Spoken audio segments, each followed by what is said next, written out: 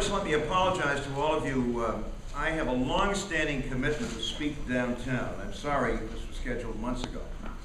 Otherwise, I'd be with you because I'm particularly interested in this subject, as you can imagine. And in the course of my governorship, among other things, I had some good experience and not so good experiences with public employee unions. And the poor experiences were largely my fault, which I will explain in a minute. So, with the former First Lady, who graces us once again with her presence, we're going to have to sneak out on you in about a half an hour or so. But first, I want to welcome you all again to this wonderful series, if I may say, which this year, as all of you know, is about advice to the governor, whoever that may be.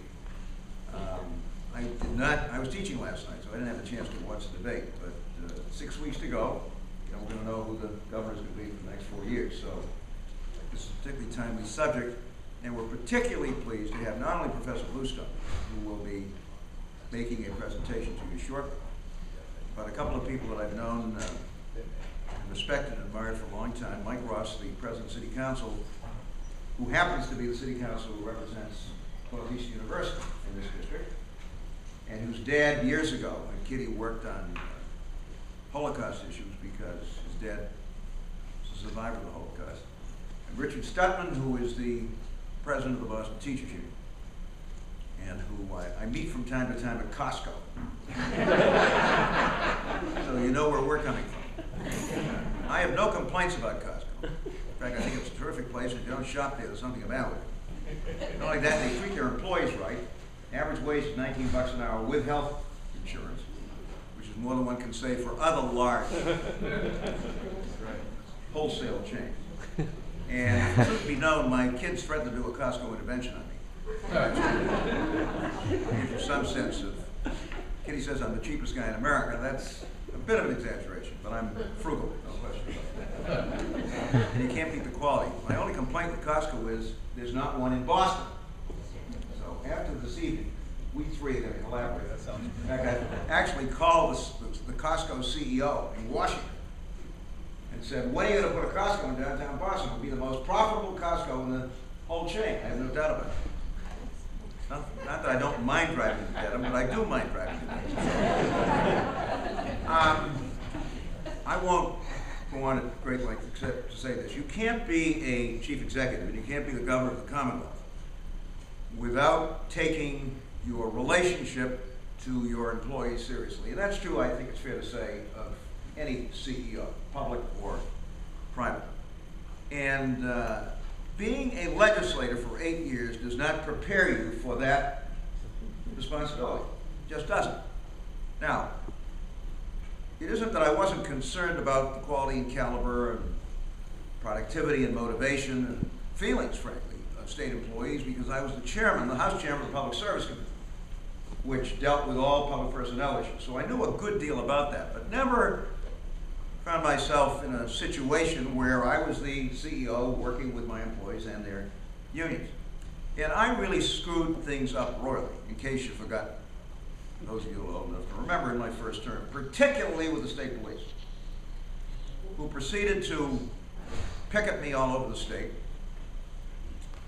In fact, I think there's some anecdotal evidence that they were pulling over folks with Dukakis bumper stickers. And I got beat by Ed King in that primary, as some of you will remember, and not a little bit of the damage was done by the state troops and their families. But they were mad, and they had a right to be mad, because they hadn't gotten a pay raise in about 6 years. Average salary at that time, admittedly this was the 70s, was something like $12,700, and they were trying to support themselves and their families on $12,700. And I had a director of labor relations who said to me, now, you want to stay out of this. Leave it to me. You know, political CEOs should not get involved in labor negotiations. We'll take care of it. And he was actually a good guy. But a few days after my loss, and in case you've forgotten, that was the same year that the Red Sox were 14 games ahead at the All-Star break, and I was 40 points ahead in the poll. So Dukakis and the Red Sox went down the drain together. Bucky Dent, the home run, you remember? A few days later, George Bennett came into my office. He said, well, he said, Governor, you stood tall. And I said, yeah, George, in 2 months I'm walking out that door. And at that time, I had not the slightest notion that I'd ever come back. Believe me, the second time around it was different. Not that I tried to do the negotiating, but it struck me during the 4 years that I spent on my involuntary sabbatical over at the Kennedy School that there was more to this than just leaving it to your Director of Labor Relations. And that attempting to involve and engage your employees in what you were doing in a constructive way and spending time doing that is a pretty good idea.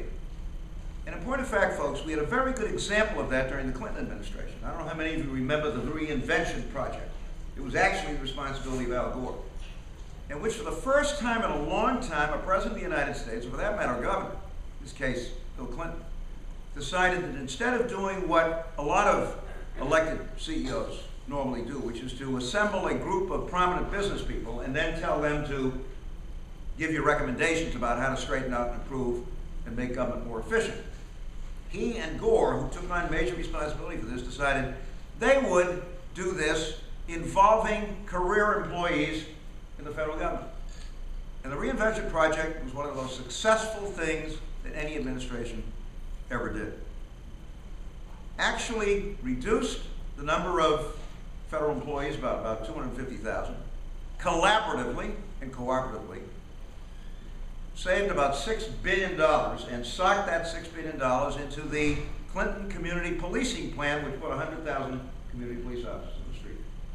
But the suggestions, the ideas, the proposals for improvements, greater efficiency, all that kind of stuff, came from people who had been part of the system and who were genuinely involved in working the administration to find ways to do that.